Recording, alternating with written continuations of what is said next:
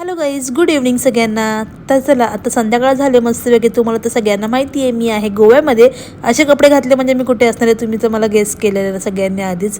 तर आता तुम्हाला तर माहिती आहे लवकरच आपला बड्डे पण येतोय, म्हणजे आलेलाच आहे. तर मी गोव्यामध्ये आले. सगळ्यात पहिलं आता माझं सकाळचं सगळं झालेलं आहे आणि आता ही झाली गुड इव्हनिंग. तर तेव्हा मी आता करते फेस वॉश. झोपेतून उठले, फेस वॉश करून मी बाहेर आली आणि त्यानंतरला मी इथे घेतलं थोडंसं हलका टचअप करायला, म्हणजेच मेकअप करायला. तोपर्यंत तुम्हाला मी दाखवते की मी आता काय करते. तर आता मी फेस वॉश वगैरे केलं, केस वगैरे नीट क्लीन केली आणि त्यानंतरला आता मी माझ्या स्किनला लावते ही सनस्क्रीन लावून तुम्ही माझा ग्लो बघा फक्त कसा दिसतोय तो.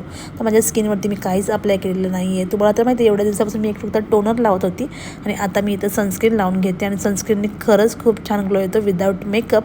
आणि फक्त सनस्क्रीन लावून झाल्याच्या नंतरला मी घरातून बाहेर पडणार आहे संध्याकाळीसुद्धा. आता मी हे मानेलासुद्धा लावून घेते आणि खूप छान वाटते मला, एकदम नीट अँड क्लीन दिसते आणि ग्लो पण करतोय, मला हेच आवडतं. त्यानंतर आपण लावून घेतो एक लिपस्टिक. तर लिपस्टिकचा कलर तुम्ही बघता किती डार्क आहे. मी जरा तिला लावली तर ती बघा किती एकदम अशी डार्क दिसायला लागली. मग हरकत नाही, म्हटलं संध्याकाळ आहे तर आपण डार्कच करूया काहीतरी. तर मी लिपस्टिक लावली आणि म्हणजे नेल्स कसे वाटलं, तुम्हाला आवडलं असेल तर मला कमेंटमध्ये सांगा. आणि टॉप बघा, तर हा टॉप तर मी आपल्या घरी कधीच घालू शकत नाही, तुम्हाला माहिती आहे. तर मी हा इथे गोव्यामध्ये वेअर केला आणि तो पण नवरासोबत असताना तुम्ही बघताय त्याला पण. तर मस्त वाटलं मला घातलं. त्याच्यानंतर तुम्हाला हा टॉप पाहिजे असेल तर तुम्ही याची मला कमेंट करा, तुम्हाला याची लिंक देऊन टाकेन.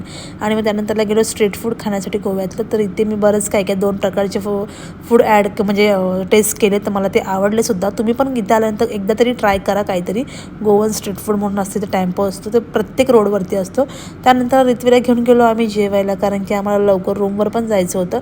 तर इथे एक हॉटेल होतं, तिथे गेली. तिथे मी रित्वीला वगैरे सुरमई थाली, कारण ती आता मच्छी खायला लागली म्हणून. आणि त्याच्यामध्ये बस काय काय होतं, सुकट होती, सॅलड होतं, कलिंगड होतं, कोकमचं आगळं होतं, पापड होतं, मच्छी फ्राय होती, राईस होता आणि छोलेची भाजी पण होती. तर हे सगळं मी रित्वीसाठी ऑर्डर केलं. तर जेवून घरी आलो, मस्त आंघोळ वगैरे केली आणि फ्रेश झाली.